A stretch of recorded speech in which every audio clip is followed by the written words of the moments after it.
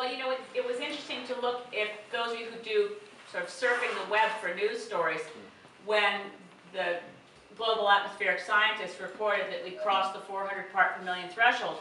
It was big news in the New York Times and the Guardian and, you know, papers all around the world. It was almost invisible in Canada.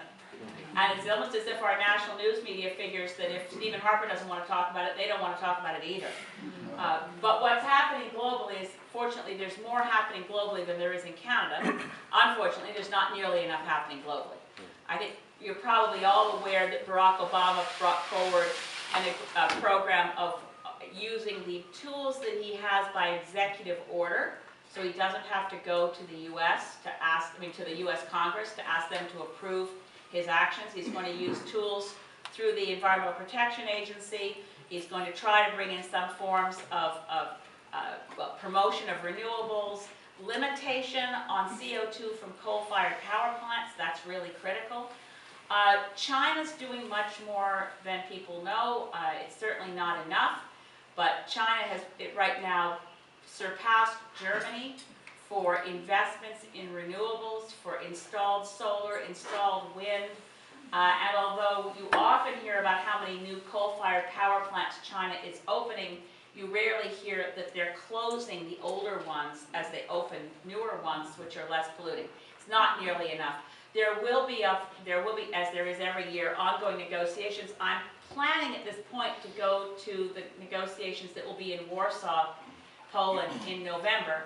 Unless I can convince, this is wonderful to have Andrew Weaver elected at the provincial level as a climate scientist. If he's able to go instead of me, I'd be very happy, because the legislature in Victoria may not be open, but the Parliament in Ottawa likely will be, and I think it's really important for us to be there as a voice to see what's happening.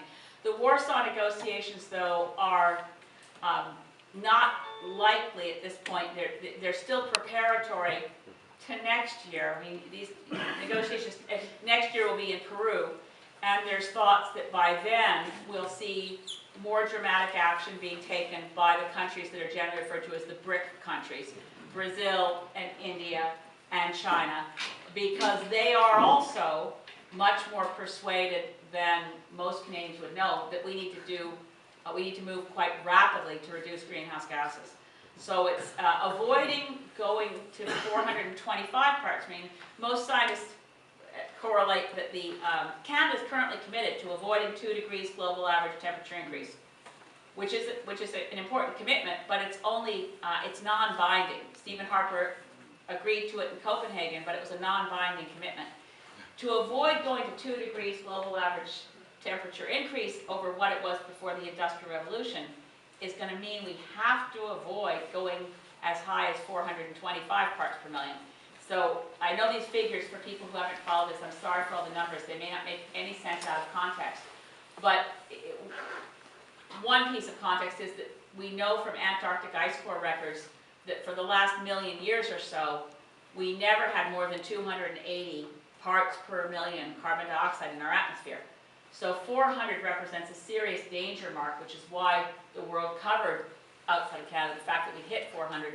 If we go to 425, the risk is that we'll hit 2 degrees, and 2 degrees will stimulate enough warming that 3 degrees will be inevitable, and 4 degrees, and 5 degrees, and so on.